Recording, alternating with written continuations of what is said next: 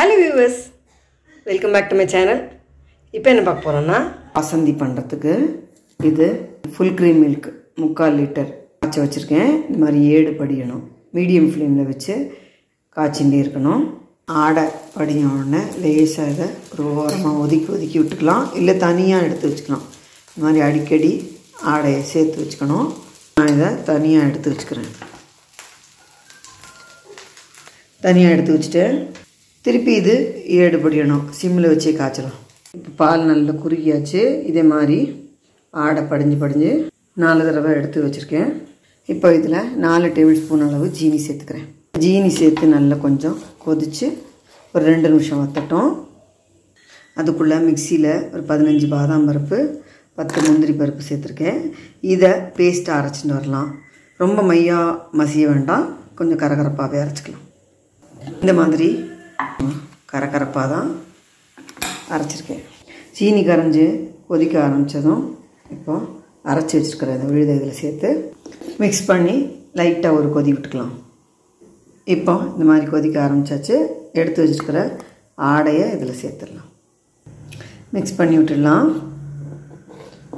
இது இப்போ பருப்பெல்லாம் இந்த மாதிரி பொடிச்சு சேர்க்கும்போது இதோட கன்சிஸ்டன்சி திக்காக வரும். இப்போ இந்த ஏடெல்லாம் சேர்த்து கொதி வச்சாச்சு. ஸ்டவ் ஆஃப் பண்ணிடலாம்.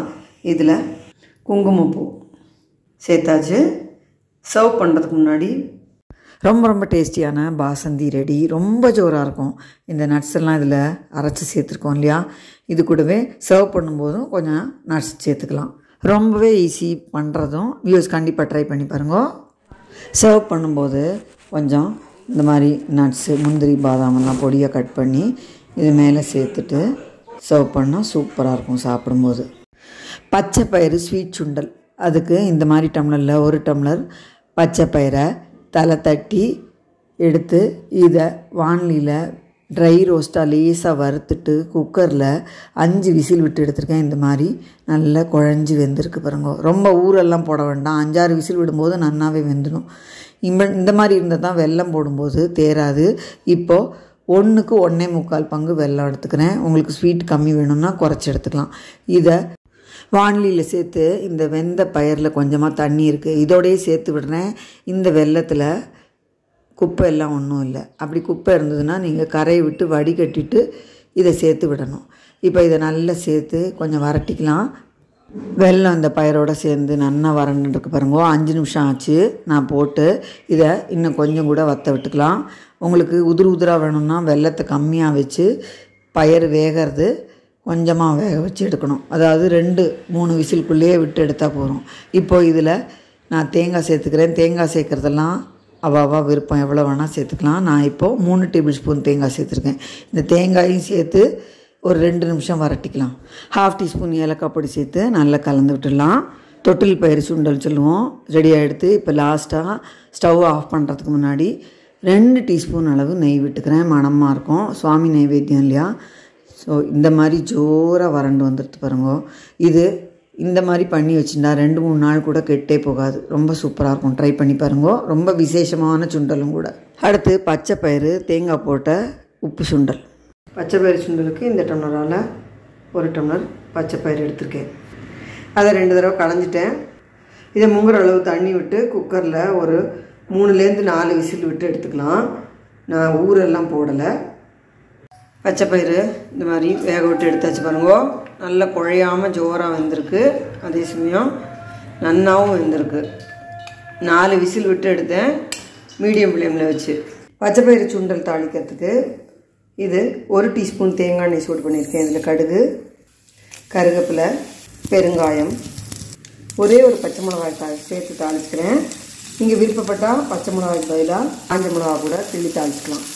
இப்போது நல்லா வெந்த இந்த பச்சை பயிறு சேர்த்துக்கலாம். இதுக்கு 1/2 டீஸ்பூன் உப்பு சேர்த்துக்கிறேன். உப்பு சேர்த்து நல்லா கலந்து விட்டுக்கலாம். நல்லா உதிராக ஒன்றோட ஒன்று ஒட்டாமல் ஜோராக வந்துருக்கு பாருங்க. ஊற வைக்காமலே ஒரு 4 விசில் விட்டு எடுத்தால் போதும். ஊற வைக்க மறந்து போயிடுச்சுன்னா சட்னி இந்த மாதிரி பண்ணிடலாம். இப்போ இதில் 3 டேபிள் ஸ்பூன் அளவு தேங்காய் துருவல் சேர்த்துக்கிறேன். ஃப்ரெஷ்ஷாக துருவின தேங்காய் துருவல். தேங்காய் சேர்த்து நல்லா மிக்ஸ் பண்ணிடணும். பச்சை பயிறு சுண்டல் ரெடி. பச்சை பயிறு லட்டு, பயத்தம்மா லட்டுன்னு சொல்லுவாள். அப்புறம் அதுக்கு இந்த மாதிரி ஒரு சின்ன டம்ளருக்கு ஒரு டம்ளர் பச்சை பயிறு எடுத்துட்டுருக்கேன், பாசிப்பயிறு. இதை வாண்டியில் சேர்த்து செவக்க வறுத்துக்கணும். நல்லா செவக்கட்டும், அந்த மாதிரி வறுக்கணும். கைவிடாமல் கிண்டி வறுக்கணும், கருகிடவும் கூடாது. அதே சமயம் நல்லா செவக்கணும். நல்லா ஜோராக செவந்து வந்தாச்சு, நல்ல மணம் வருது. இந்த மாதிரி தான் வறுத்துக்கணும். இதை சூடு ஆறட்டும்.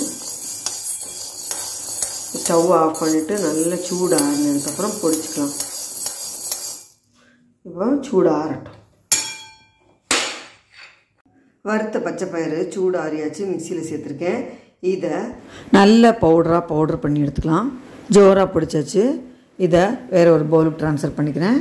மிக்சியில் பயிறு எவ்வளோ எடுத்தோமோ அதில் வழிய நாட்டு சர்க்கரை சேர்த்துக்கிறேன். இது கூடவே 1/2 டீஸ்பூன் ஏலக்காய் பொடியும் சேர்த்து ஒரு சுற்றிட்டு இப்போது இந்த மாவு பொடிச்சு வச்சோம் இல்லையா, அதுலேயும் கொஞ்சம் சேர்த்து மிக்ஸ் பண்ணி எடுத்தால் இந்த மாதிரி கசிஞ்சின்னு இருக்கிற வெல்லம் கரெக்டாக வரும். இந்த மாதிரி வெல்லம் தான் இது பிடிக்கிறதுக்கு கரெக்டாக வரும். இப்போது பொடிச்ச பேலன்ஸோடு சேர்த்து நல்ல கையால் மிக்ஸ் பண்ணிக்கலாம். நல்லா மிக்ஸ் ஆகிக்கும். கட்டி இல்லாமல் மிக்ஸ் பண்ணிவிட்டு பயரும் வெல்லமும் எவ்வளோ எடுத்தோமோ அதில் 4 ஒரு பங்கு நெய் சூடு பண்ணி இதில் உடச்ச முந்திரி பருப்பு கொஞ்சம் கிஸ்மிஸ் சேர்த்து, கிஸ்மிஸ் பலூன் மாதிரி உப்பி வந்ததும் கலந்து வச்சுருக்கிற பயத்த மாவு வெள்ளை சேர்த்து நல்ல கரண்டியால் சூடாக இருக்கும் மிக்ஸ் பண்ணிவிட்டு இதை உருண்டையாக பிடிச்சி எடுக்கலாம். கை பொறுக்கிற சூடு வந்ததும் இதே போல் கலந்து வச்சுக்கிற மாவை ஃபுல்லாகவே இந்த உருண்டையாக பிடிச்சாச்சு. இதை 1 வாரம் வரைக்கும் ஸ்டோர் பண்ணி வச்சுக்கலாம், வெளியிலேயே வச்சு. ரொம்ப ஜோராக இருக்கும், கொடுக்கறதுக்கும் ஈஸியாக இருக்கும். கண்டிப்பாக ட்ரை பண்ணி பாருங்க. நவராத்திரி செவ்வாய்க்கிழமை நைவேத்தியம் இந்த மாதிரி எது வேணால் பண்ணலாம். கண்டிப்பாக ட்ரை பண்ணி பாருங்க. எது சௌரியமோ அதை பண்ணுவோம். எல்லாமே ஈஸியாக இருக்கும். இந்த வீடியோ எல்லாருக்கும் யூஸ்ஃபுல்லாக இருக்கும்னு நினைக்கிறேன். லைக் பண்ணுங்க, ஷேர் பண்ணுங்க, சப்ஸ்கிரைப் பண்ணுங்க. தேங்க்யூ ஃபார் வாட்சிங்.